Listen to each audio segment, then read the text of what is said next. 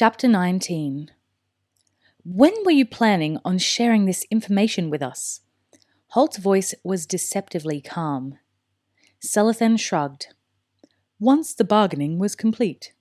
I had him removed from Al-Shabar 3 days ago, when your ship was first sighted. There was always the chance that we might not reach an agreement, and in that case, I wanted the prisoner where his crew couldn't attempt a sneak attack to rescue him. He glanced at Svengel. No offense. The Scandian drew a deep breath and let it out very slowly. He was obviously making a huge effort to control himself. You know, one of these days I'm actually going to take offense if people keep throwing out these slurs. And then things are going to get rather ugly. When we Scandians take offense, we do it with our battle axe. Selathen inclined his head. In that case, accept my deepest apologies. In any event, now that the bargaining is successful, I'll send word to Mararok and have the Obial brought back here, as soon as the warrant is sealed and delivered to me. Oh no, I don't think so, Evanlyn said immediately. I'm not handing over the best part of 70,000 reals until I've seen the goods are undamaged. For a moment, she was about to say no offense to Svengel for referring to his Obial as goods. In the light of his previous statement, she thought it was wiser not to. They had reached an impasse. Selathen was not willing to bring Erak back to the coast until the money had been exchanged. Equally, Evanlyn was not going to pay until she had proof Erak was unharmed. The two negotiators stared at each other stubbornly. Will finally broke the silence. Why don't we go to Mararok to fetch him? He asked Selathen. The princess can reassure herself that Erak is all right and hand over the warrant there. It was significant, he thought, that both Evanlyn and Selathen looked immediately to Holt for a response. The old ranger was nodding. I think it's a good idea, he said. It was a fair compromise. In addition, he could see there were advantages to travelling inland in Arida. Very few Araluens had ever ventured more than 1 kilometre from the coast, and a ranger's thirst for strategic knowledge was insatiable. He looked at Selathen. I assume you'll ensure the princess's safety. We'll take an escort of 50 of my men, he agreed. And my crew, Svengel put in. After all, we've sworn to protect the princess. This time, however, Selathen didn't agree. No, he said flatly. I'm not allowing an armed force of Scandians to go marching across Arida. There's only 30 of them, Svengel said ingeniously. Selathen smiled grimly. 30 Scandians, he said, are the equivalent of a small army. Svengel had to grin modestly at that assessment. Selathen switched his gaze to Holt. I can't allow it, he said simply. Holt nodded. He's right, Svengel. You wouldn't allow 100 Aridi warriors to go wandering around Scandia, would you? Svengel chewed his moustache thoughtfully, and eventually he had to agree that Holt was right. The ranger saw him wavering and added, And I think the 5 of us, along with Selathen and 50 warriors, should be enough to keep the princess safe. Evanlyn coughed lightly, and they all looked at her. I think the princess, she said archly, would prefer it if you didn't discuss her as if she weren't in the room. She smiled at Svengel then and added, I'm happy to release your men from their oath for the short time it will take us to get to Mararok. Then she turned to Selathen. So, when do we get started? They left in the pre-dawn greyness the following morning. Selathen pointed out that the Aridi preferred to travel in the hours before noon, by which time the sun had reached its full heat. None of the Araluens saw any reason to disagree with him. The sea breeze followed them for the first kilometre or two. The early morning was fresh and cool, and they covered ground quickly. Selethen had supplied Evanlyn with a horse, one of the local breed favoured by Iridi warriors. It was taller than the horses the three rangers rode, finer boned and more delicate looking. Its coat was smooth and short-haired, in contrast to the shaggy little horses. It had a short muzzle and a handsome, intelligent face. Obviously bred for flashing speed in short bursts, thought Holt as he admired the beast, and undoubtedly able to cope with the heat and dryness of the desert. The Iridi leader had offered Horace a similar mount, but Horace had chosen to stay with Kicker. "He knows my ways," he said, smiling. There was a long, thin band of orange creeping above the low hills in the east as they rode inland. The sea breeze faded away as they got farther from the coast, but the air was still chilled. The clear nights in the desert allowed heat to escape into the atmosphere, Selethen had warned them. Nights were surprisingly cold, while the days became hot and searing. "I thought deserts were supposed to be all sand," Horace said to Will, surveying the hard, rocky surface they were crossing. Selethen heard the comment and turned to him.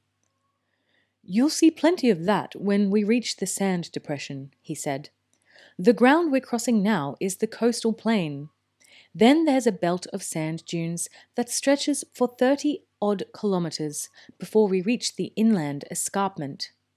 We climb several hundred metres to the site of Mara Rock." "So we'll see plenty of the country," Horace said cheerfully. The three rangers exchanged quick glances. The previous night, Holt had called Will and Gillen to his room. "There is a great opportunity to learn something about the inland areas of Iridi," he said. "After the first few kilometres, whatever maps we have in Araluen are sheer guesswork." Will and Gillen listened eagerly.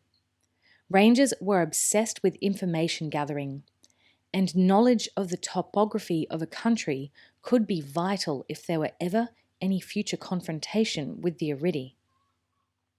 Take notice of any major land features: cliffs, hills, tors, wells, particularly wells.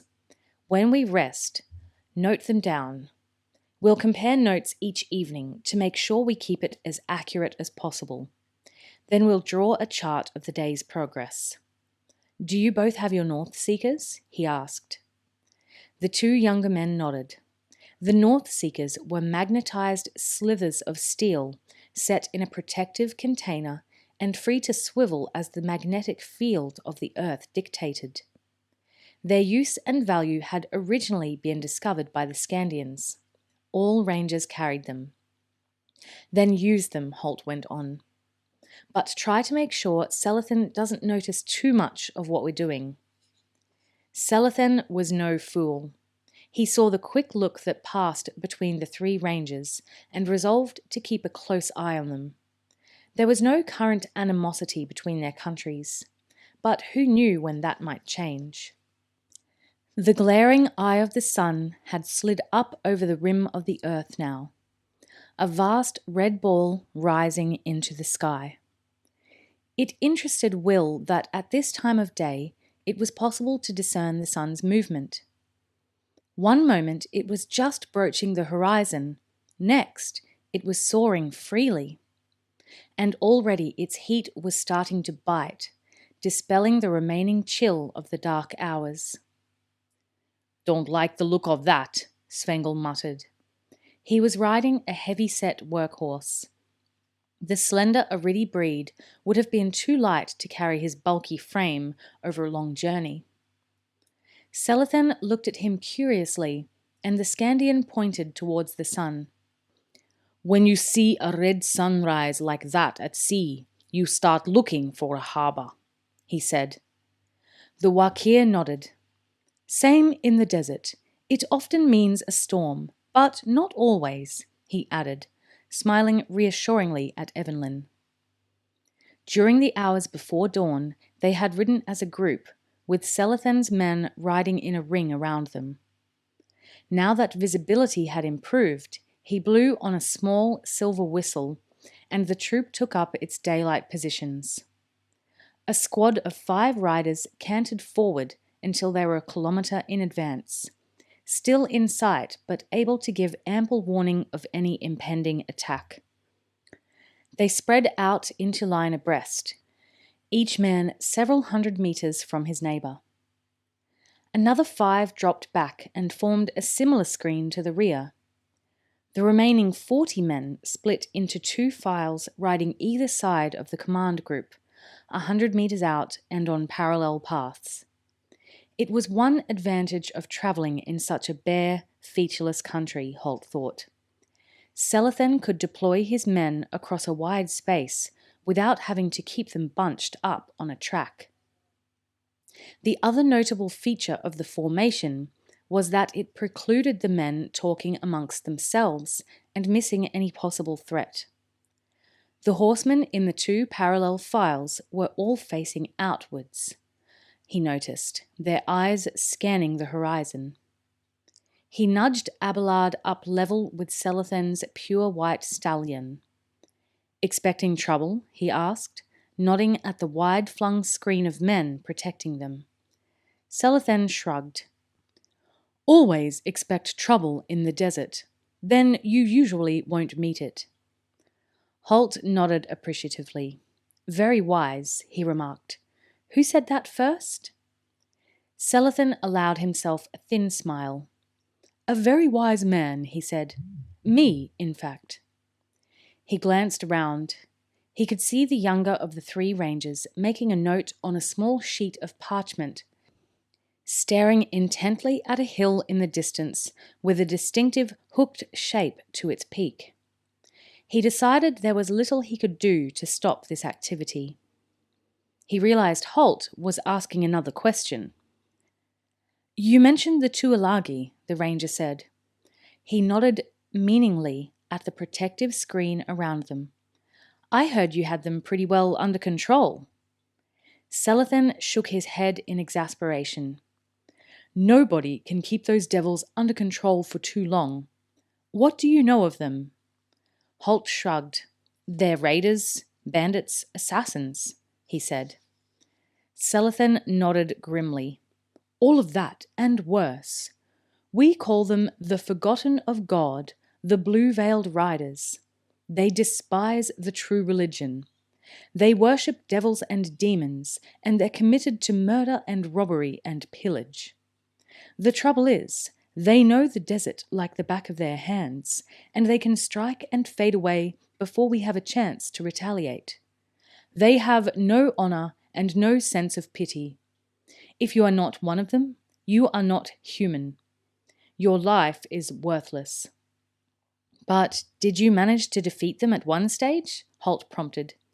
"Yes, we formed an alliance with the Bedouin."